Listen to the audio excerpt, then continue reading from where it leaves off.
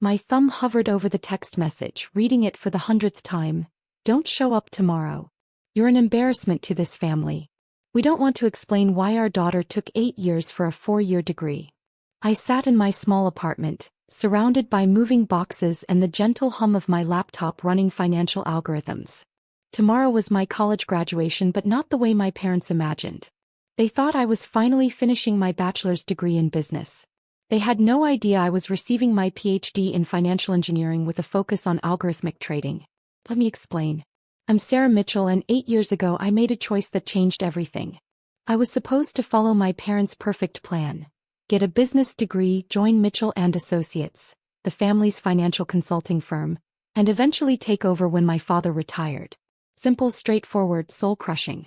But during my first year of college I discovered something fascinating in my computer science elective: the power of algorithmic trading. While other students saw boring lines of code, I saw the future of finance. I secretly switched my major, doubled down on advanced mathematics, and pursued a direct track to a PhD. To keep my parents from cutting me off completely, I maintained the illusion that I was just struggling with my business degree.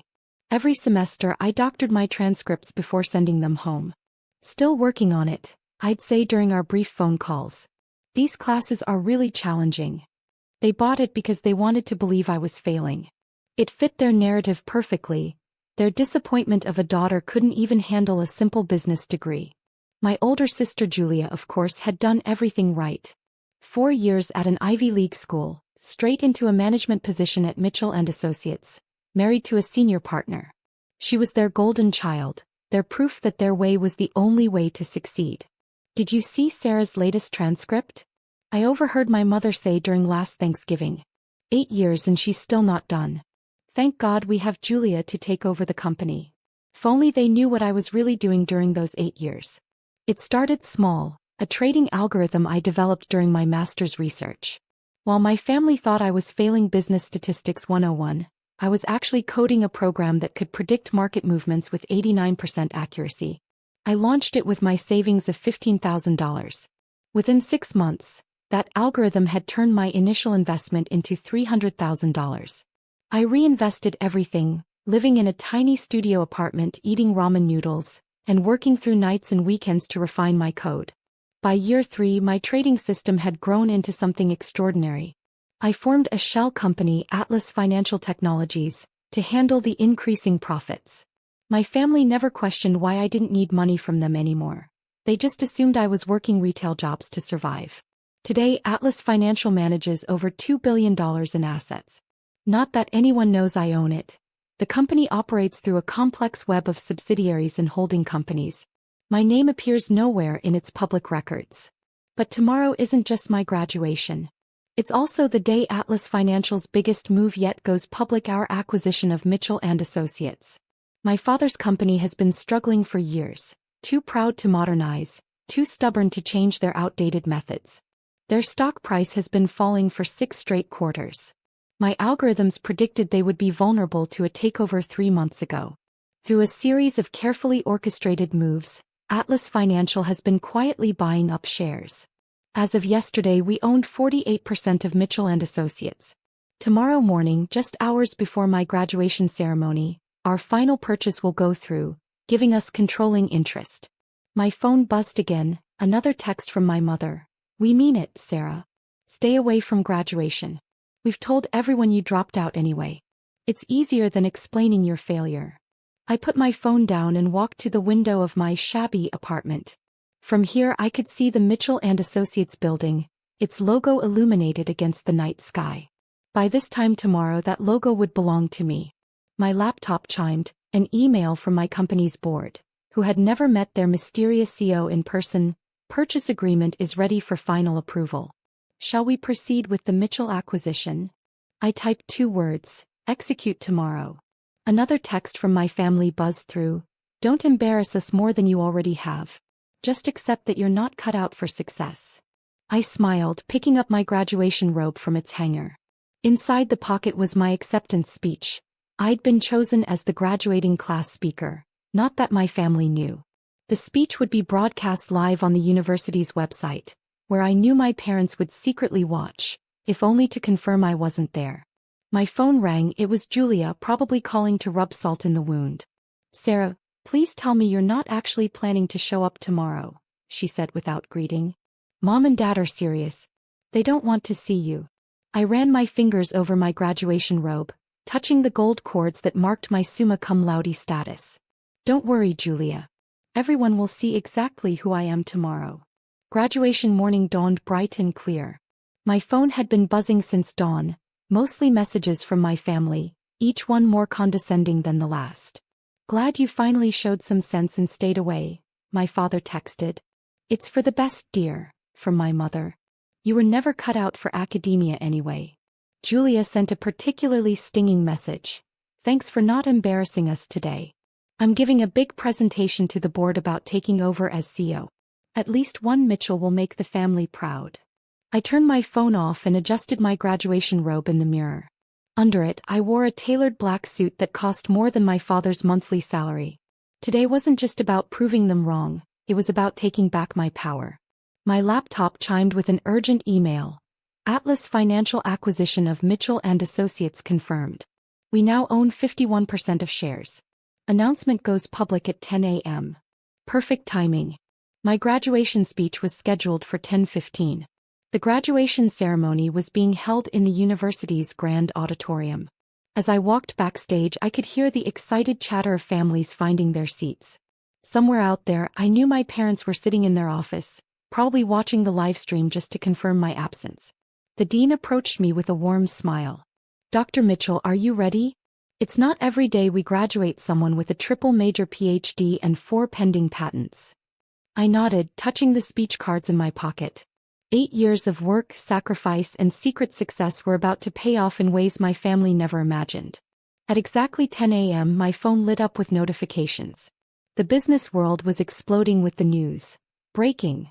Atlas Financial acquires Mitchell and Associates in surprise takeover. I smiled, imagining the chaos unfolding at my father's office. Right now, he would be discovering that his company was no longer his. That some mysterious entity had bought out his life's work from under him. The ceremony began. I sat among my fellow graduates, listening to the initial speeches. My phone kept vibrating, likely my family frantically trying to reach me about the company takeover. They had no idea that an even bigger shock was coming. Finally, the dean stepped up to the podium. "And now it is my great pleasure to introduce our student speaker. Graduating today with a PhD in financial engineering, computer science, and applied mathematics, with the highest GPA in university history, Dr. Sarah Mitchell." The audience applauded as I stood. Through the livestream camera, I could practically feel my family's shock through the screen. "Good morning," I began, my voice clear and confident. 8 years ago, I made a choice that disappointed my family. They thought I was failing at a simple business degree. In reality, I was building something extraordinary. I paused, letting my words sink in. During these 8 years, I developed revolutionary trading algorithms that changed the face of financial technology. I founded a company that now manages billions in assets. And this morning, that company acquired Mitchell and Associates. Gasps echoed through the auditorium. The live stream chat exploded with comments. To my family watching this from their office at Mitchell and Associates, or should I say Atlas Financial Technologies? I smiled directly into the camera. "Surprise. Your embarrassment of a daughter is now your boss."